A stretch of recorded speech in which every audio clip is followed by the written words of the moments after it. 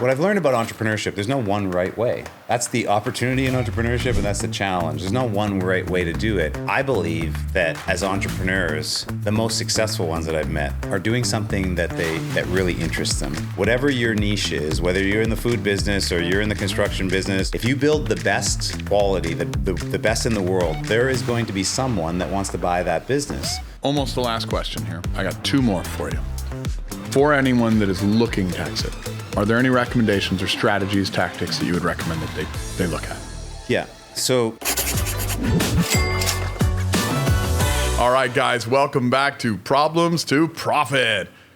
You know, I start this podcast every time and I'm like, I'm so excited about this guest. And like, I don't feel like that's enough. I don't feel like that's enough because like this guest literally triggered me. I was sitting in a room. He was the speaker. Whole room's enthralled. Everybody's listening to this guy. He's absolutely brilliant. He's got the whole room captivated. And he keeps saying these like wild numbers and he's talking about exits. And for those of y'all that know me, I'm a hoarder. Like I look at companies as kids and I fall in love with them and I automate them and that's my exit. And I have all these like beliefs about what that means. And so anytime I find somebody that's like radically successful, but completely contrarian to something I understand, I get triggered. Not necessarily in a bad way, like it's triggered in a good way. Like I kind of man crushed. And so like it might be an awkward thing. We don't have to hold hands, but we can, you know? So I've got like this badass here with me, like literal badass, multiple 9-figure exits, hundreds of millions of dollars, transference of wealth, like just a brilliant dude that has done things that I don't even fathom and understand, that makes me question like just some of the realms of possibility around what I have. And he is so generous. He's taken time today to come share with us, share with you. And guys, please, like just, I hope you're as honored as I am to have Mike Fata on our podcast. Bro, welcome. Thank you so much for joining me. Yeah, thanks for having me. Thanks for triggering me. Yeah. Like, you know, it's perfect, bro. Like so the podcast, Problems to Profit, like, we're always digging in, and it's funny because we always find clues. Success leaves clues. They're all the same clues. We see the patterns, and I'd love if you wouldn't mind sharing some of yours. I want people to feel you the way we did in that room when you talked. Would you tell us some of your story? How'd you become the badass you are today? Yeah, well, I don't resonate with being a badass, but I can share some of my journey with you. And I'm a Canadian and grew up in Manitoba, Canada. Grew up to a single mom, and we were pretty poor, and I think that's a piece of it, right? Having that survival instinct. And I dropped out of school when I was 14, so grade 10, partly because I was a nerdy, overweight kid that got bullied in school, but part because I wanted to work and help my mom really, like, you know, pay some bills and get a little bit ahead. I fell prey to fast food, ate way too much McDonald's and high ultra processed foods, found myself at 18 years old weighing 300 pounds and was just literally sick and tired all the time. And one day I became sick and tired of being sick and tired and decided to do something about it and change my diet, change my lifestyle. I lost over 100 pounds and got super interested in health and started a health food business. And that was the start of my success. But like, you know, we grew that company to $100 million. We sold it a couple times, and it's gotten me really into this space of believing that anything's possible. The poor kid that just put a lot of hard work in over 20 years could accomplish this, and I believe that everybody can. You know, there's nothing special about me. I can work hard, but there's really, truly nothing special about me. I love that. I mean, and honestly, there is so many synchronicities in that I don't want to go through all of them because I'll just milk the podcast, but I can't tell you how many people I've told that like God creates all people equal.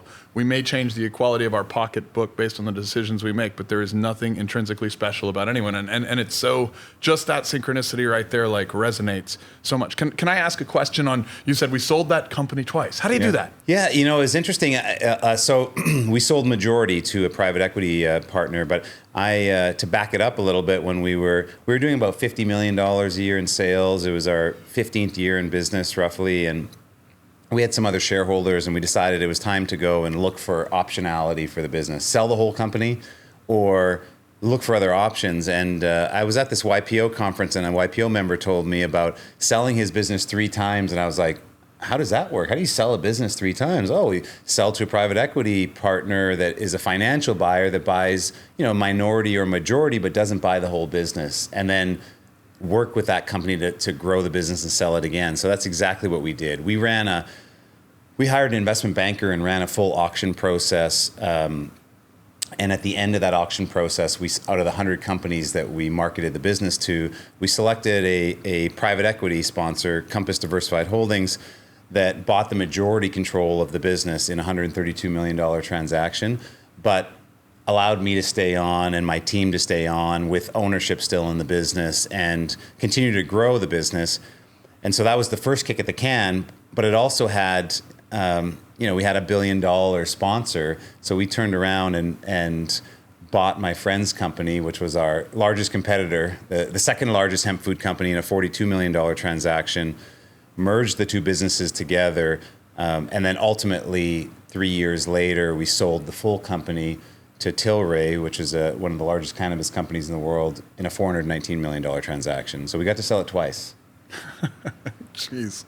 Wow. And those are numbers that boggle the mind. I have had so much I guess charge around exits. I looked at ESOPing a company and the gentleman that was working on the ESOP gave us a valuation of $105 million. And, later, it was a home building company. They started raising rates and that was going to change things, right? Of how the financing was going to work. And so I paused it. Just that, it was the first time I looked at myself and I was like, oh my God, am I wealthy? I knew I was doing okay. I wasn't an idiot, but I didn't know that I was wealthy. And then I go and I put that on my financial statement for the value of the business. And immediately the bankers are like, you can't write that down. That's bullshit. You're a complete liar. And so I even still struggle with this. And I get the privilege of sitting with a guy that did it twice. And I have to know something else too, because you shocked me. And this is a little off the business side. And I hope you don't mind me swerving. Yeah. Sometimes I'm, if you ask my wife, ADD, and sometimes I'm a DDD, as Carlos Mencia says. So I have to swerve. When I said you were a badass, you said, I don't resonate with that. And I'm pretty sure, and of course I never want to offend, but if I took a poll, and I was like, hey man, I need everyone, I told your story and I took a poll, they'd probably all disagree with you. How do you keep this humility and this love? Because you're a guy that just you don't have to do anything. You don't have to. You're not in a have-to mode anymore with what you've done. How do you keep that level of humility, that level of character, show up here, honor others, serve with the success story that you've been able to build? I believe my success was created by giving back and never being above anyone, Even when we had a couple hundred team members in the business, I always would walk a mile in their shoes. The janitor wasn't below me. None of the team was below me. If things came up, I would go and actually do the work with them. And I feel like that's part of my success. I feel like that's part of my spirit. I don't want to be removed from the work or above the work. And so, yeah, I get that people say, Mike, you're really successful. You're inspiring. I look up to you. You use the word badass. My ego can get in there and say yeah, fuck yeah, I've created a lot of shit and I've been really successful at the young age of 48. But I rely on being really humble and saying, hey, I'm just getting started. The world will get to see what I'm going to create. I'm still going to walk a mile in everybody's shoes. I'm still going to do the dirty work. It's not below me. And I believe that's why I'm going to continue to be successful. So that has been a common theme with everyone we've interviewed of you don't delegate what you haven't done. You have to live within like the other person's shoes and kind of feel their world before you go and grow and scale and all that. I think the common theme of humility hasn't been talked about, but has been there. And since you didn't bring it up, but you demonstrated it and it was cool. Can we talk about where humility should exist in a business? Yeah. And everybody's different. What I've learned about entrepreneurship, there's no one right way. That's the opportunity in entrepreneurship, and that's the challenge. There's no one right way to do it. For me, I've just learned that I can't ask someone to do something if I don't know what I'm asking them to do. Some leaders totally can do that. They lead and they don't know how any of the jobs work, especially if you think about very, very large corporations where there's 1,000 employees or thousands of team members there. The CEO doesn't know half those jobs and he's a trained executive. He's never been an entrepreneur. He went to school for that job. Okay, that's not me. the way that I created success was like, and I started when I dropped out of high school when I was 14 years old. I started in construction with a shovel and a pickaxe in my hand. And I worked really hard, and I understood the hard work. So when I started the business and we started all these like jobs in manufacturing, like putting labels on bottles, I wanted to know how many labels you could put on the bottles in an hour and myself, and then say, okay, now I'm going to hire someone to do it, right?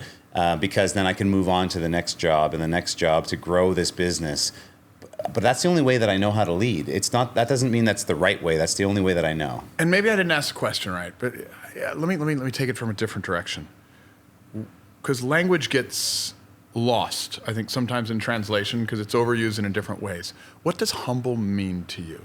It's quite simply, humble for me is not being above anybody, you know. And that doesn't mean that I'm not in a leadership role and I lead people. But I don't believe that I'm better than anyone. I don't believe that that people are lesser and they can't achieve, you know, just as much or way more than me. And it's not just a thought. I show up with that. That's why I can I can continue to do the work at any level in the organization. It really doesn't offend me. That is literally the perfect response. And thank you. One of my favorite phrases is humility doesn't have to be quiet. It can be loud, but it's still peaceful. Like I think you're humble like the oceans are, bro. Like you are wise enough to sit beneath the rivers, the lakes, and the streams, and they all flow into you, granting you your power. Beautiful. I thank you for like a perfect definition of humility. So let's get back into business, because like anytime like I see character traits of, I'm not gonna call you badass, incredible entrepreneurs and beautiful stories, I have to dive. So I had to swerve there. But like, let's get back into some of the business piece. Like, as you were maybe going into that second time, the second exit, was the process different than the first? Very different, yeah. Yeah, when we sold the business the first time, we went through a formal process. You know, hired an investment banker. Took about a year and a half to auction the company, find which company was going to be the best partner, and ultimately go down to one business and do due diligence and close with them. So it was close to an 18-month process. The second time that we sold the business, it was really all about timing. Yes, we had grown the business in those 3 years to be twice as big. So instead of 50 million, we were doing $104 million a year in revenue. But the timing just lined up. And since I had been in the business for 20 years, I saw the timing like no one else saw the timing. Canada legalized recreational cannabis in 2018. And so all these cannabis companies went public, and they had billions of dollars on their balance sheet. The US legalized hemp for commercial production in the U.S. Trump signed the Farm Bill, which we lobbied 20 years in the U.S. to legalize hemp. Finally, it happened in 2018, literally weeks after Canada legalized recreational cannabis. And the third kicker was the FDA, the Food and Drug Administration in the U.S., gave us GRAS status for our hemp foods, which is generally regarded as safe. Basically saying hemp hearts and hemp protein, the hemp food products, were legit, they're legal. Every big food company in the U.S. and really in the world could then use them. And I said, if that's not the time to go and market the company, like just the timing is right. And I knew the CEO of Tilray. I had met him through YPO, and so I phoned him up and I said, Brendan, you know, we have this great company. We had met before, but maybe it's time to have a discussion. We did that deal in 6 weeks, $419 million transaction, 6 weeks, no bankers involved, all just a deal that was put together, and we closed that within 3 months. And so, you know, my big learning of that is, and we talk about this, you know, in business, like timing is everything, but it really everything, because the same is true for my third 9-figure exit, which was the first portfolio company that we sold. It was all about the timing. Wow. So I love that, because timing's critical for everything. I think every stock trader wants to, you know, have timing. Like everybody's looking for timing. Yeah, and it sucks when you miss it. Like I've never missed it. I've always been right on it, but I've had friends that they had opportunities and offers to buy their business. They said no because they thought that they could make the business grow faster. Something happened either internally in the company or a black swan event happened to their business. They went over the waterfalls. their business was worth a quarter of what they were offered 6 months later, or worse, I've seen a couple go bankrupt and then they lost it. And so they could have had these tens of millions of dollars of deals, but they missed that. And that sucked. That hurts me watching entrepreneurs go through that. And so timing, I warn everyone on the timing. It doesn't always get better. And if you think the timing's perfect, like, react. So this is so good. And there's like, I'm writing notes, and I have like 50 directions we could take this. But, since exits are the thing that I have very little confidence and understanding in. I'm good on a lot of pieces of business. I'm not the exit guy. Like, timing is a critical factor. What are some other factors? I would love to kind of pose, like, when should you look at exiting? Why exit? How do you decide? Yeah, I think, and not every entrepreneur is going to want to build a business, exit it, and you're maybe one of them, right? Like, some people want to build a business to have a good cash flow, and the business is just paying them cash, and they're thinking this is going to happen in perpetuity. That sounds like a cool business. That wasn't my business. So I was trained in the build significant enterprise value in the business and then sell it to unlock all that enterprise value that you gain. So we weren't going for the maximum amount of profit in the business. We were going for the maximum amount of growth. And really, I'm a quality guy. So we were going to building world-class, because my belief is whatever your niche is, whether you're in the food business or you're in the construction business or whatever your business is, your tech business, if you build the best quality, the best in the world, there is going to be someone that wants to buy that business. And so the second part of your question, like, how do you know when the time is right? There's a lot of different factors. I would say if an offer comes up to you and the offer seems right and the timing seems right, take the deal. A good friend of mine said to me, they use this in professional sports, right? If you have a professional sports team and you have a hot player and someone comes and wants to trade your hot player and like buy them, and you get this crazy deal, you get a first couple of round draft picks and a huge cash bonus, you take that deal, because if you're late on trading a player after they're hot, you get nothing for it, right? So being early, and even this thought of leaving some cash on the table, is a very healthy way of thinking about exiting a business, because that stands in a lot of people's way. They don't want to leave cash on the table.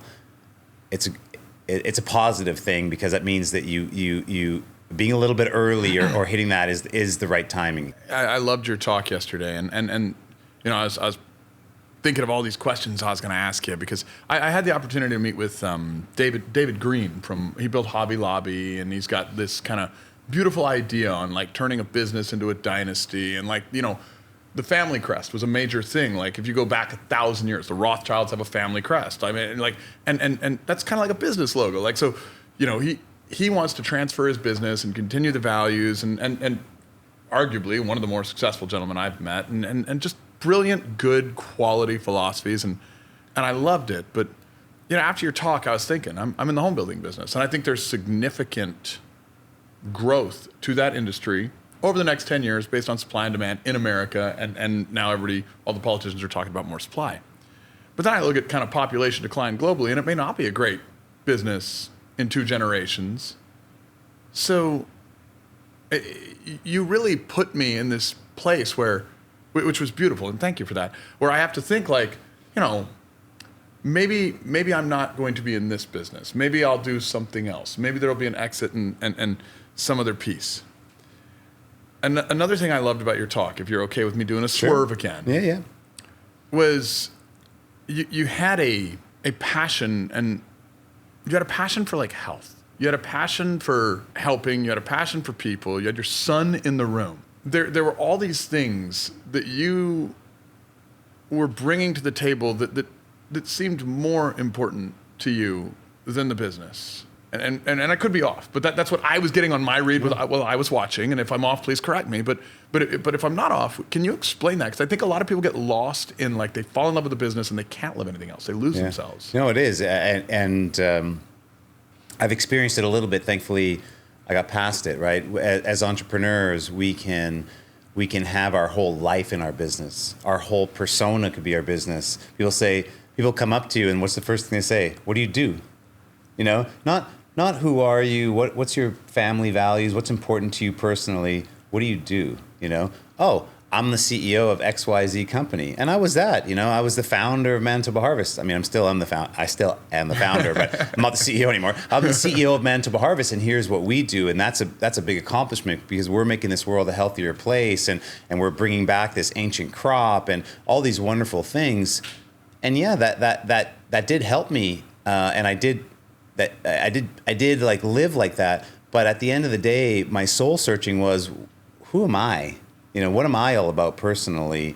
And health is a big piece of what I'm all about because, I was 300 pounds. I lost 100 pounds. I've kept it off for, 30 years now. Fitness and health is a big part of who I am and what I want to give to the world and to my family. I'm also, I'm a single full-time dad. Like, family is really important to me. And the values that I create internally for my family are important. So you brought it up, and I think, some people create a business so they can create a business and an empire that has values and that they could pass that on to their families. Mm-hmm. I want to pass my personal values to my kids. I don't want to pass any money to my kids. I said it, and I think maybe you heard it in the talk yesterday when the question came up. Was that you that asked the question? Mm-hmm. Yeah, it was you that asked the question. So, wealth and Rowan, who my son that was in the audience is, he's heard this before. Like, I'm wealthy. My kids are not wealthy. They are not going to get a hand-me-down from me because I believe that is going to be a disservice to them. All I've seen in this world is people that grew up with more of the silver spoon where life was easy and they had everything and they got a Porsche or a BMW when they turned 16 and they got their first business paid for. There's more challenges in those types of people than there are great success stories. And I believe that working hard and working for yourself and finding your way is super, super important. And so that's my core values as a human being, and that's my values as a father. And so that's how I conduct myself. I don't live that through the business. Well, and it shows. Like, I was watching your son just interact with other people, and I'm a parent. I've got an 8-year-old boy and a 6-year-old girl, and I grew up not in El Paso, Texas. I grew up in the little trailer park in Canutillo, Texas, next to El Paso, Texas, in the shithole, and tons of love, no money. And when we figured that out, I got real hungry. Now I've got the money. The money's there. We've got the fancy house, the fancy cars, all the ego shit. And it's cool. It's sexy. It'll get you social media followers. And it's fun to ramp up a McLaren, but it's not what counts. And I look at that's the stuff I admire more. When I see a parent and a father and their son's in the room and they're conducting themselves well around all these high level players, there's good parenting in there. So we'll get back to maybe some strategies and tactics, but I think this is really critical too, because I will tell you my biggest fear is raising shit kids. Mm. I don't want that is why I asked the question on the values, translation to the next generation. Do you mind if we go into some kind of parenting philosophies and what business, family, money, wealth? Yeah. I'm an open book, so share with me some of that. I think a lot of people need to hear this, and frankly, I do. I'm a servant-based leader. Okay, I have been since I started the business. It's the only way that I know how. And what's a servant-based leader? It goes to walking a mile in the shoes, labeling those hemp oil bottles, and then hiring the first team member to label, and then asking them how they do better, what they need to do their job better, where they want to go. Do they want to ultimately be in quality control or sales, and what's a path for them to get there? So when I became a parent, I was like, I've been doing this for a while, and not everyone parents that way, but it became natural for me to say, I don't want my kids to do what I want them to do. I want to really, truly understand what both my children want to do in this world. Yes, I want them to make a positive impact, but I want them to make a positive impact that's important to them. So to really understand what they want to do and then support them in their path to get there, that's what's really important to me. And I think money and power and ego and fame is an obstacle in that. It takes away from it, And so, we live in a big house. And there's some obstacles to being this whole thought of my kids saying, oh, wow, I have to make it for myself, because all their friends would say, you guys are rich or you're wealthy or whatever. And That's why I'm very clear. That's why in an audience of 200 people, I'll stand in front of my son and say, like, I'm wealthy and you're not. You're still working for it. And that's the conversations we have at home. It's I want to normalize that for him, because that is the challenge that he's going to face. But he has my absolute support, whether he wants to be a lawyer, a doctor,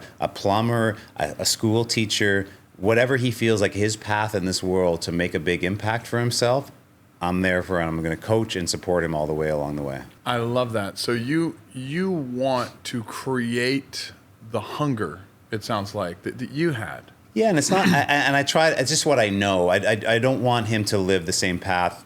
He's not living the same path that I had, because we were really, really challenged. Single mom, and my mom was poor and just working a couple jobs, didn't have a lot of time.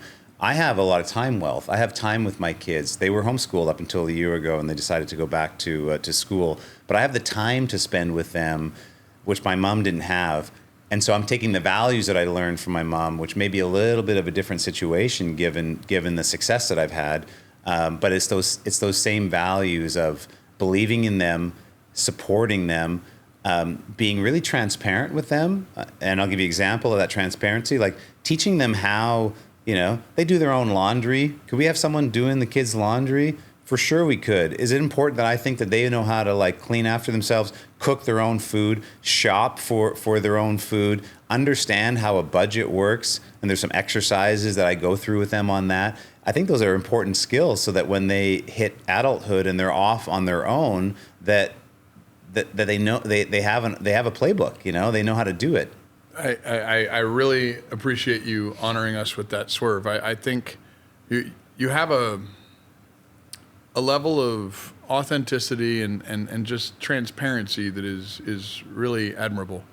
I'm terrified of having those conversations with my son. Like, you got a couple of years. You got a couple of years still, but it's coming. It's coming. I'm not there yet, but I am looking at it. And my wife and I have talked, and I had a very similar view to you, and she had a different view. So we came up with a plan, and my plan is like, all right, well, I'm going to start them with $100,000, and then I'll match their balance sheet every 5 or 10 years after that. And so we compromised, which you do when you're married. I learned some rules of compromise, but I don't want to just like leave it to them. Like, I don't mind giving them a head start a little bit, but and I find that interesting, because that's been a reasonably common thing with younger entrepreneurs that I've spoken to. And myself included. We'll still call ourselves young in the 40s, right? Yeah. How old are you? 42. Okay. 42. I got a couple years at 48. So we're still young, yeah, bro. We're in the 40s. We're in the young group. Yeah. But I think we all kind of, and I don't want to say judge, but I don't trust, maybe is a better word, the lucky sperm club, as I would call them. I feel like I can definitely measure, in at least my experience with them, a different level of motivation and a different level of the way they treat other people. And I don't ever want my kids to become that. Like, the house they live in does not dictate who other people are to them. Does that make sense? For sure. Yeah, I really resonate with you on that. Okay, so I'd like to jump back into building to exit, because I think, at least in our economy right now, there's a major opportunity. Okay, a lot of entrepreneurs are aging, and which means there's a lot of owners that are going to need to get out. 85% of businesses like shut down with the owner. Okay, that's a real statistic. I got it a few years ago, so maybe it's changed to 84, 86, whatever, but it's probably still fairly relevant. So I think there's a major opportunity for acquiring companies right now, and I think that's going to quickly coincide with a unique economic trend. You have AI, you have quantum computing, you have, recessions and booms in the economy that'll affect things and force companies to get more efficient, which means downsizing of people. And I think a lot of people who are younger employees today in the next 10 or 15 years might be forced into kind of the heart-to-heart entrepreneurship world. So they need to face it. They need to dive in, and which is why we're doing this podcast. I'd love to kind of get your take on this opportunity, and maybe some shares you can give with the audience on like where this opportunity lies for them. Yeah, I think, specific to the baby boomers and the kind of retirement age that's happening for entrepreneurs, you don't need to start something to be a successful entrepreneur nowadays. So innovation happens in a lot of ways. Innovation doesn't have to be creation. You can go and like pick up a business that started 30 years ago. The founder ran a successful business, and then they were going to retire, and so they wanted some liquidity, and they sold the business. And your whole innovation in that business could be bringing the youth to it, bringing some technology to it, bringing a different way to market to it. That's a whole lot easier. It can be a whole lot easier than starting a business, but there's a smorgasbord of opportunities, because I believe that as entrepreneurs, the most successful ones that I've met are doing something that really interests them. I use the word passion. Not everyone believes in passion, but I'm a purpose and passion guy. Okay? I exude it. You can use it with me, bro. I'm like, listen, if you like working in the trades and all you can think about is like water and you want to be a plumber, you go out there and go after plumbing, right? If you're a gamer and all you think about is like gaming and programming, maybe like getting into tech or getting into gaming or getting into computer building is going to not only satisfy you, fire you up, but like you will outcompete and outcreate others in that space. So like there's this smorgasbord of opportunities to go after. And I encourage people just to think about, you don't have to innovation. You don't have to actually create something. You can just improve it, and you can be wildly successful that way. And that opportunity is available now more than it ever has been for entrepreneurs. We are so aligned in this. I agree. I don't think there's ever been a better time to get in and take control of your own destiny, if you can get kind of the fear piece out of your way. What do you think actually holds most people back? I know you've worked with a lot of entrepreneurs. You've dealt with a lot of people like YPO. You're dealing with a high level group there. Like what holds people back? There's a lot of different things. I think ultimately security. Like it's hard being an entrepreneur. You don't have a 9-to-5 job. It could be a 5 to 9 or 24-hour job or 100-hour work week job. I think and then you may not get paid so for a bit or during different times. I think that risk or the thought of risk is a deterrent for a lot of people. They want a little bit more security and cushiness in their life, which a lot of people that are in that space will also say, I feel like I missed out. Now all of a sudden I have a regret and stuff. So I tell people, if you have any ounce in you that, listen, entrepreneurship's not for everybody. If you feel like you want to work for someone, you want to be an entrepreneur, you want to be part of a larger team, you want to be a number 2 in command or part of a team, do that. But if you have this like calling in this and this itch that you want to scratch, that you think you can make an impact and be a total boss, be in control of the business, you should go after that. The younger you are, the easier that is, right? Like I started our business when I was 21. That's part of my success. People go, wow, you're 21. Yeah, well, maybe I missed out on some of the parties, or I didn't go to university. I didn't travel the world or take a gap year, or all these things that people do. But starting young, I didn't have a family. I didn't have huge bills. I could pay for my apartment rent and literally buy some ramen or something and put everything into the business. So the younger you are, the easier it is to start. I know that. People that are our age, in their 40s or 50s even, there's still successful entrepreneurs that start out at that time, but it is a little bit harder. Well, sure, and they're going to have all the work-life balance conversation is not really a big thing when you're just balancing you. If you have a wife, kids, like a mortgage, everything else going on, balance all of a sudden becomes a huge part of the equation. That's a great answer. And we can dive into more fears as we go. But I want to pull you because I could, I can't keep you all day. Yeah. I mean, we got dinner in a short while, so I probably only got you for another 10 or 15 minutes. And I want to jump into something that I know you have mastered in lots of ways. I talk about technology with people. Every business is a tech business. And I think a lot of people, when they hear the word technology, it's kind of nuanced. They're thinking like, oh, it's digital, it's computers. But you could have better technology for efficiencies in a million ways. I mean, like fire was a technology to cavemen. Right. The wheel was a technology. what are some of the technologies, if you could give examples, that you were able to leverage to outpace competitors, to grow your business, and to scale? I'll give you my perspective for where I'm at right now, and then maybe in some of the portfolios. But AI is such a game changer. I'm a solopreneur. I run my small family office and investments and some advisement and some coaching, and I'm an author and I'm a speaker and I do all these things, but it's just me. And I could do that because I have AI and automation all around me, because I don't want to build a big team. I've had a big team, but ChatGPT is one, and that's probably my favorite one. There's lots of them. Is your strategist, is your marketer, is your best friend, is in your pocket all the time. And I don't think that the majority of people don't understand how powerful it is, because they haven't given themselves enough time to just experiment.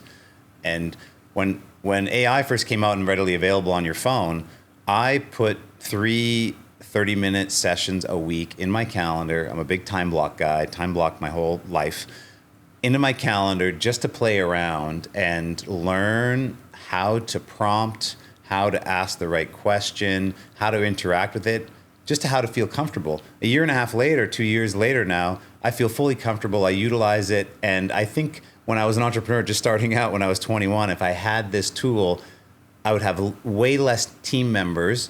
And it's not about like way less team. It's about way less time to actually, create a design brief, create a job description, create your content for a social calendar, create your website, go and research all your competitors and get your differentiations. All these things that are just at our fingertips now that were never there before. Great answer.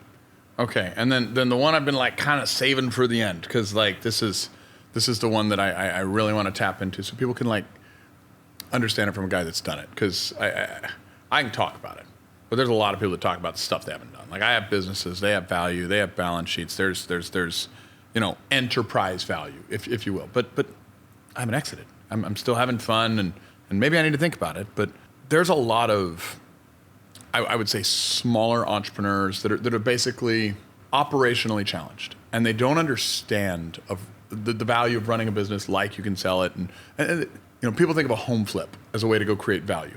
Buy a home, fix it up, turn it, sell it, it's more valuable.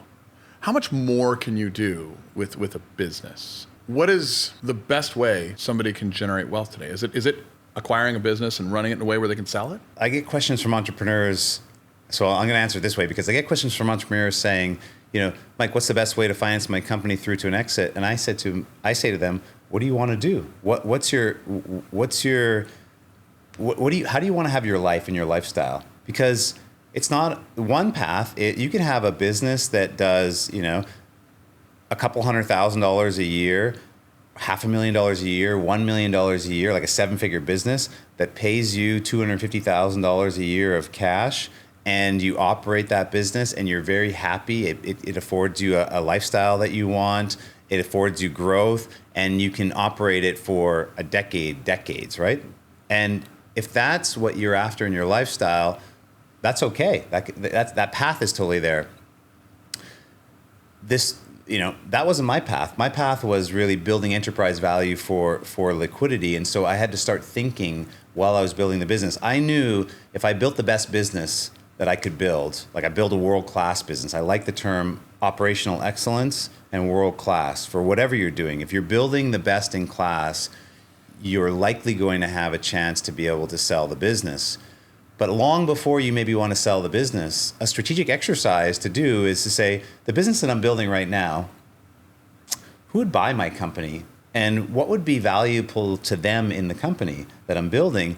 Because that may help you not get yourself painted in the corner of your business. And I'll give you an example of that. In the food business, I have companies that they make a protein snack bar, and they do very well with it. They start off and they're making bars, and the founder's like, yeah, well, we're all about protein, and so all of a sudden we're going to and we love these protein bars. We're going to go make a protein drink and a protein chip. And yeah, okay, if you were going to just have that company and operate it yourself and try to draw cash and cash flow from it, that might be okay if you could build that success. But if your plan is to grow this business and sell it one day, that exercise I was talking about is saying, who's going to buy this business? Well, there's not a big pool of companies. If you had a $10 million or $50 million or, protein bar business, you could probably find an exit. But not too many businesses want to buy a business that in the bar category, in the beverage category, and then in the chip category that are mixed. You're going outside of their zone of expertise. Yeah, you're just making it so that the buyer universe is I don't know if it's impossible, but it's very, very limited. So it's a strategic lens to look through to say, if you can narrow your niche and really focus and become best in class in whatever you're doing, and again, food, construction, services, whatever it is, and think about it in a way that makes it easy to identify your potential acquirer in the future, you're more likely to find that party and actually make that transaction happen. Almost the last question here. I got two more for you. For anyone that is looking to exit, are there any recommendations or strategies, tactics that you would recommend that they look at? Yeah. So having an intermediary, having an investment banker is a powerful tool, because when you're going to exit, you still need to run your business and be successful in your business as you're going to look and run a transaction and look for the buyer and hopefully find the right buyer, go through due diligence and get to a closing. So an investment banker is that third party that can likely help in that. And there's different kinds of investment bankers. There is traditional banks that have an investment banking arm. There's specialists that would be industry specific. So if you're trying to sell your home building company, is a different investment banker that specializes in selling food companies. And so trying to find the right investment banker for your industry and having conversations with them on how much they think your company's worth. Do they think that they could transact a sale? Who would be the likely buyers? How much would it cost you to do that? That's a valuable solution. And the best case is that some company comes and tries to chase you and say, "Hey, I want to buy your business." Then you don't necessarily need a banker. Still an advisor could be really helpful in those situations. But if you know what you're doing, or you feel like you have the confidence to know what your value is worth in the business and what kind of terms and deal you want to get done, and they're chasing you, you could still transact that way. That's a great answer. Okay, this is the last question, and bro, I'm so honored by your time, and I really appreciate this. I know this is an education for everyone, and it is for me, so thank you for opening your brain. Last question. You're amazing. Like, literally, this is a mic drop, and you're Mike. Yeah, so, I like the Mike Fata boom, drop. The Mike Fata drop. Where can people find you? Like, where can people go to get more of you? Yeah, they can get all of me at my website, mikefata.ca. So hopefully you'll drop that in the show notes. But we absolutely will. I'm also very active on social. LinkedIn is my prime platform because I love LinkedIn, but also on Instagram, and I love connecting with people. So connect with me on LinkedIn or Instagram. Send me a note saying you listened to the show, you heard me on the show, and I'm happy to connect. Awesome. Thank you, brother. I really appreciate this. Yeah. Well, let's go have dinner, and we'll go have an amazing day on purpose. Yeah. Thanks again for having me.